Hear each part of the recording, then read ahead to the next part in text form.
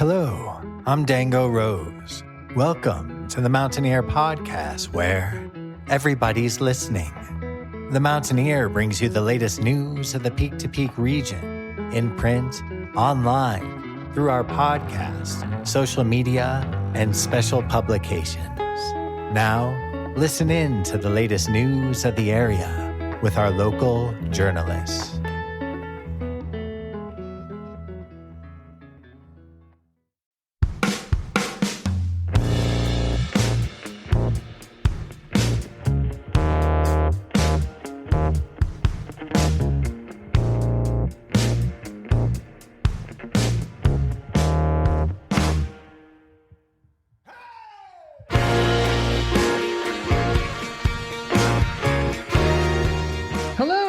My name is Jamie Lammers, and welcome to this week's episode of Music of the Mountains, Where to Be and What to See. I am very excited for this week's musical guest, so do you mind introducing yourself real quick? My name is Andy Eppler. I'm also known as Ando. I'm a multimedia artist, including music, painting, and film. And I hear that you're performing at the Jamestown Mercantile very soon. Yeah, I love that place. I've been playing up there since July of 2007 when I was releasing my first album. Yeah, I was on tour from Texas at the time and ran into that place, and I've just been in love with that community and that place ever since. So what got you interested in music in the first place? Well, when I was a kid, my mother used to sing for our church. When I grew up religious in Texas, my mother used to sing for our church, and that was kind of a beautiful version of ministering to her community. So music has always been in our house, but as soon as I was in school for very long, it was pretty obvious I wasn't going to be one of the normal children, and whatever the other kids were being trained up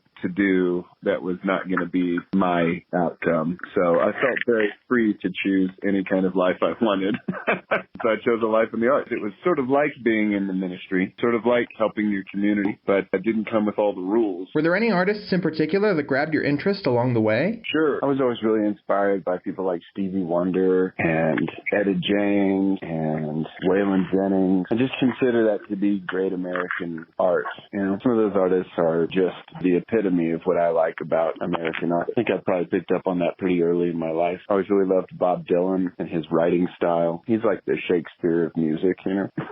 Are there any particular styles of music you like to play? I play a mix of outlaw country and R&B kind of soul music. I think of both of those genres as classic American genres, and I think of the music I play as sort of middle American soul music. How long have you been performing your own songs? A little over 20 years. I've been playing the same guitar at shows for 20 years. But when I was about 15 or 14, I started recording my songs onto little cassette tapes. I'm 38 now. So I've been playing gigs with my guitar, with my original music for 20 years. Yeah, and we both look like it, too. Is there anything in particular that you love about being able to write music and perform it with an audience? Yeah. Oh, man. Yeah, a lot of stuff. That's my whole life, right? I think, to me, it's a mystical practice of going into this idea-scape and feeling around in the ethereal gases and coming back to humanity with this little crystal of an idea that you can hand somebody. Your job is to go out into the unknown and come back with something. And I think that process is probably one of the most important processes for humanity, that kind of leaving the herd to find resources and then coming back to the herd with good news. That's, I think, my favorite part about the job. I could give you a simpler answer if you like. Oh, I like it when people sing songs. Oh, I'm happy. For me, it's a mystical practice, and that's my truth. Do you have any favorite parts in particular about being able to perform live? Yeah. I mean, the longer you perform live, the longer you start to notice those crowd dynamics. A crowd really enjoying a song or really responding to a joke. Those things are pretty controllable. And you start to recognize that humanity really is a herd species. And they really do follow once there's some momentum. And that may sound like a cynical note, but I really mean it as a hopeful note, because humanity is apt to follow good ideas. They'll follow bad ideas too, but they will follow good ideas. And as an artist, your job is to sort of invent new good ideas. So playing live sort of reminds me that people are interested in connection, and they, as a group, do sort of start sharing emotions and traits because community is really that natural to humanity. Also, I'm a middle child, and I like it when people clap for me. Is there anything in particular you hope that audience members will be able to take away from your shows when they come and see you? Well, I mean, my live shows, there's two different versions of live shows. There's the one where the audience comes and sits quietly and tries to take the medicine you're trying to give. And then there's the kind of show where people have come out to have a great evening together, and you're there to sort of support that. Those are very different shows. This show coming up, I think, will be a little bit more like that second version. So my job will be to play just loud enough to where if you brought a boring date, you don't necessarily have to talk to them the whole time, you know? And then I hope people leave feeling like they got what they wanted out of their evening. They got to connect with each other, and they hopefully got to hear some catchy tunes and good poetry. And I probably talked a half hour of the 2-hour show and told a bunch of jokes. I talk away a lot of my shows because I know they call it a music show. What they really mean is they want someone to entertain a crowd and be the head beer cheerleader. And I love that part of the job. The Jamestown Merc is such a great place to play a show because they really are a tight community, and they really are excited to hear songs, and they really take joy in the culture that they've created in that space. And I think that is so important and, to me, very inspiring to interact with. I remember once I toured through town in 2007, first time on tour, first album, and I came to Jamestown, and they were like, you know, you can stay the night if you want. You could pitch your tent out in our little field out there and whatever, take a bath in the river. And I was like, whoa.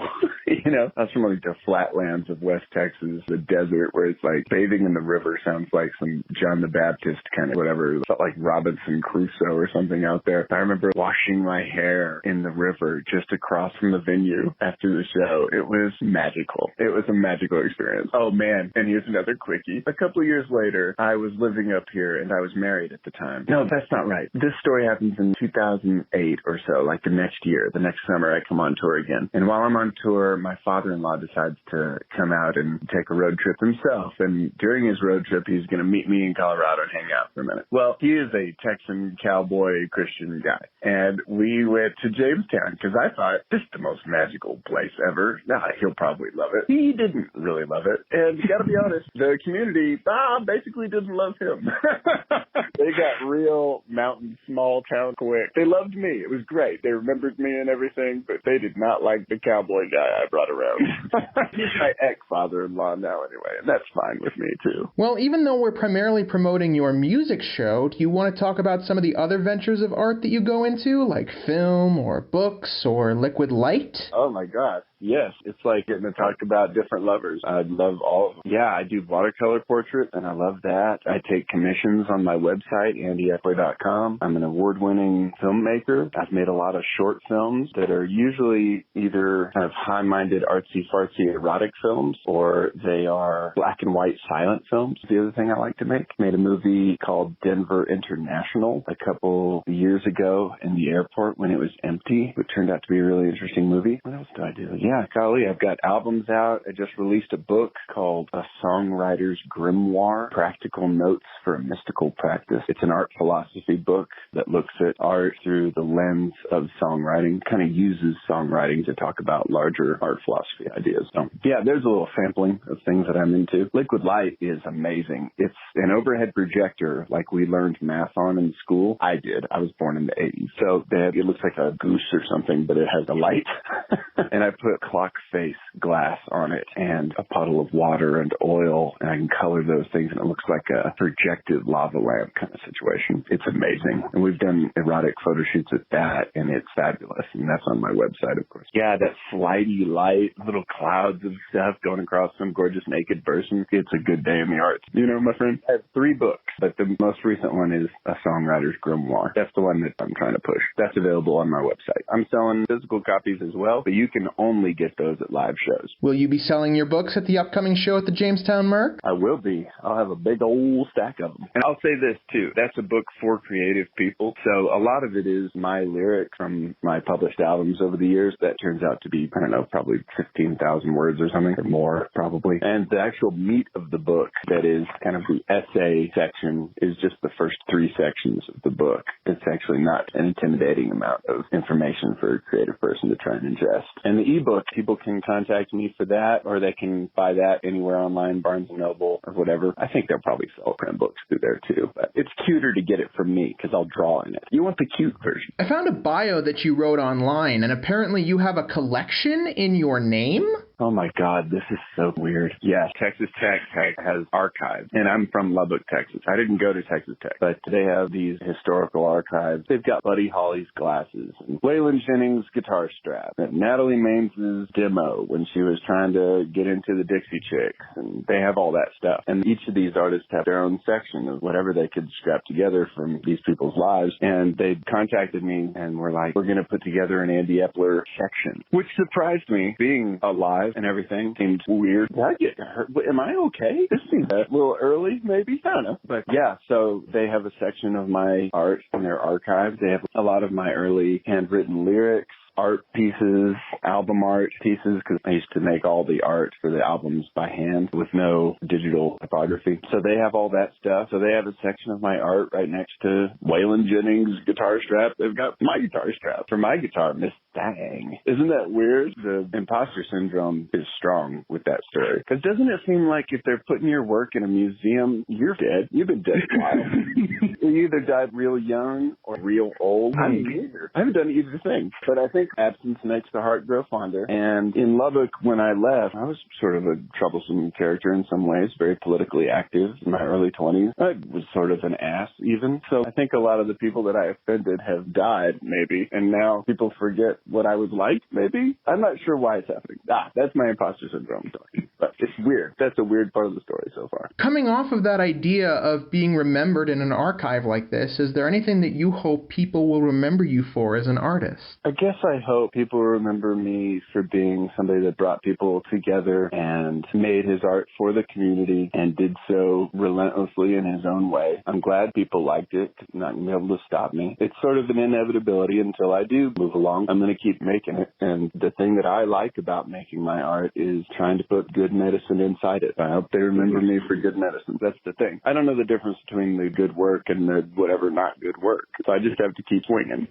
I hope they remember me as the dude that kept swinging. I also read in your bio that you had a TV show that you worked on for a while? Boulder County Tonight. Yeah, Boulder County Tonight was a politically themed Tonight show that I produced for Boulder County during election season. The purpose of the show was to get the community involved in the local politics in a way that they wouldn't normally, because nobody's paying attention. But I believe local politics is really important. So we did a Mr. Rogers, Bob Ross level Tonight show for Boulder County. We did 16 episodes of it, and we interviewed city council people and candidates that were running for local office. It was a lot of fun, and that's available on my website as well. It was fun to write a monologue every week for the show, because it's just me. I had to do 10 minutes of stand-up comedy before each show. That was fun. We even had a monkey puppet eventually on the show, because it was for public television. And I think if you're doing public television, you get a monkey puppet. So if you make a far-out political statement, it's helpful to have a monkey puppet on the screen with you, because it's impossible to hate a dude with a monkey puppet. You can't take him seriously. He's not really in trouble in the same way. Okay, I'm sorry, but I have to double check. Please tell me that monkey is a guest on the show. Oh, yeah. There was a regular character that would reappear on the show. Yeah, he's got a little beeper in his mouth, a little boop, boop, boop. So the monkey doesn't talk. He just beeps. So we did a 15-minute interview with that monkey in one episode. Yeah, political activism has been a big part of my career. That's part of how I help my community. I write voters' guides. I try and do interviews with local politicians so that the community can see that they're just our neighbors trying to help us. It's not like in Washington. That's a whole different thing. The local guys aren't crooked in the same way. There's not enough money in it. There's not enough power in it. They're not crooked in the same way. Well, is there anything else that you'd like to add or that I forgot to mention before we wrap up? Not really. My focus right now is to try and build traffic for my website. I've got a Patreon that I would love people to sign up for, and I've got the new book that I'd love to sell. Those are really my concerns. But all that's on my website, which is andyeppler.com. So all the TV stuff, all my short films, all that stuff is on the website. And hello to your podcast audience. Oh my God, thank you for listening, you sweeties. Thank you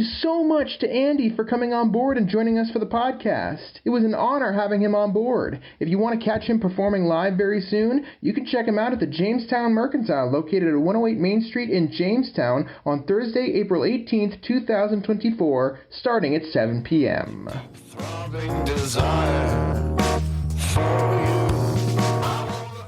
you. And now, for this week's Music Mentions. Head to Busey Brews, located at 70 East 1st Street in Netherland on Sunday, April 14th at 2 p.m. to see the Nippers performing live. Head to the Dinah Bar Ned, located at 121 North Jefferson Street in Netherland on Tuesdays at 9 p.m. to see Dan Jam Open Jam Night, on Wednesdays at 8:30 p.m. for a karaoke night, on Fridays at 9 p.m. for a DJ Friday, and on Sundays at 6 p.m. for an open mic night. Head to Eldora Mountain Resort, located at 2861 Eldora Ski Road in Netherland on Friday, April 12th at noon to see a DJs in the Woodward Boombox series with the Vibrarian, on Saturday, April 13th at 9 a.m. to see a DJs in the Woodward Boombox series with DJ Milk, on Saturday, April 13th at 1 p.m. to see Bass Area Deck with Brandywine and the Mighty Fines, on Sunday, April 14th at 9 a.m. to see a DJs in the Woodward Boombox series with Pomegranate Sounds, and on Sunday, April 14th at 1 p.m. for a Bass Area Deck closing day performance with the Al Capones. Head to the Gold Hill General Store, located at 531 Main Street in Gold Hill on Friday, April 12th at 7 p.m. to see Derek Dames-Old performing live. Head to Howlin' Wind Brewing, located at 51A Main Street in Rollinsville on Saturday, April 13th at 5 p.m. to see the No-Go Gillbillies performing live, and on Monday, April 15th at 6 p.m. to see Chicken Wire Empire performing live. Head to the Jamestown Mercantile, located at 108 Main Street in Jamestown on Friday, April 12th at 7 p.m. to see Late for Supper performing live,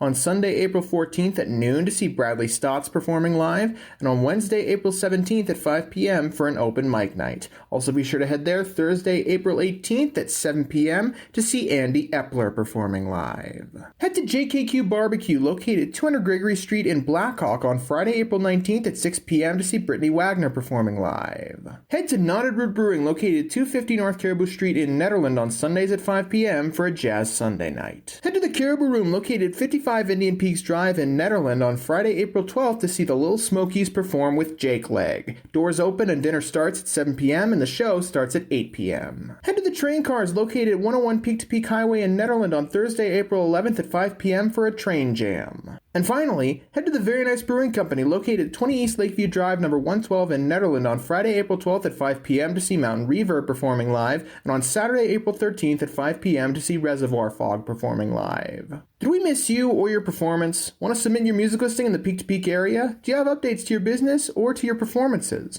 Please call 303-810-5409 or email info@themountaineer.com to be included in the next print edition or the next podcast of The Mountain Ear.